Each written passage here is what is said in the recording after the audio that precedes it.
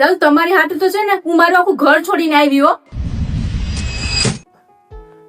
આ બેઠતો તું એક વાત કહું તને.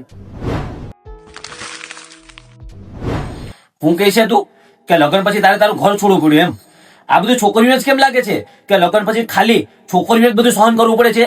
છોકરાઓનું શું શું સહન કરવું પડે છે એ ક્યારેય કોઈ દિવસ તમે જાણ્યું છે? તમારે શું સહન કરવું પડે? મોટું બલિદાન તો અમારું કે અમને અમારું ઘર છોડીને આવવું પડે. તો સાંભળ, તે ખાલી તારું ઘર છોડ્યું છે, પણ જમીને રાત્રે ફરવા વાળો છોકરો લગ્ન પછી જમી ને ફરવા જવાનું છોડે છે. કેમ? કેમ કે એની પત્ની નથી ગમતું. ઊંચા અવાજે વાત કરવા વાળો છોકરો ઊંચા અવાજે લગ્ન પછી વાત કરવાનું બંધ કરી દે છે. કેમ? કેમ કે એની પત્ની નથી ગમતું. 5, 7 કે 10 વર્ષથી જે વ્યસનમાં બંધાયેલું હોય એ વ્યસન છોડી દે છે. કેમ? કેમ કે લગ્ન પછી એની પત્ની નથી ગમતું. બધા મિત્રો અને ગ્રુપ સાથે બહાર ફરવા જવાનું પણ બંધ કરી દે છે. કેમ? કેમ કે લગ્ન પછી એની પત્ની નથી ગમતું. અને જે ગામડામાં એ નાનેથી મોટો થયો હોય ને એ ગામડાને પણ મૂકી અને સિટીમાં આવી જાય છે. કેમ? કેમ કે એની પત્નીને ગામડે રહેવું નથી ગમતું.